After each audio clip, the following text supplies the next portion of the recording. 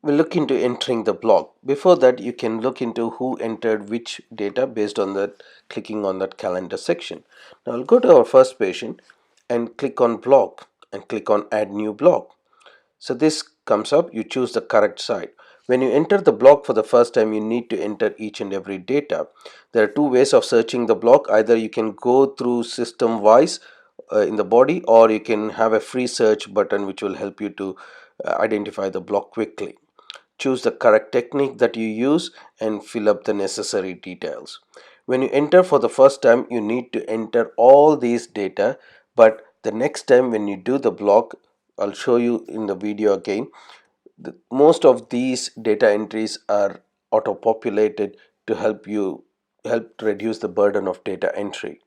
So choose the local anesthetic, whether you used with or without adrenaline, and also the volume, the percentage and the volume. You can choose whether you used any adjuvant at all and enter the appropriate doses of adjuvants. Any number of adjuvants can be used in a single patient. You can use multiple entries.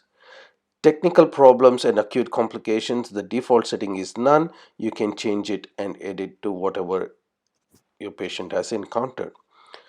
Write up for intraoperative IV analgesia that was used apart from the block, and then you can choose the success. The definition of success is available when you click on the information button. Choose the appropriate success, and then there are a couple of optional fields. Click on the tick box and you can go back. The sync button starts and you can see our first patient has got the block in green, and you can, when you click on the calendar button, you can see who's entered that block.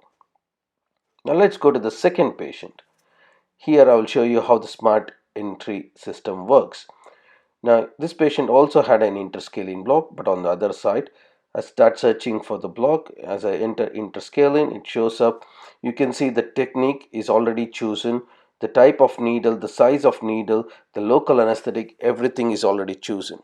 But all these are editable. You can edit these numbers as you would have done for this patient, and you can choose different criteria that you've used for the patient.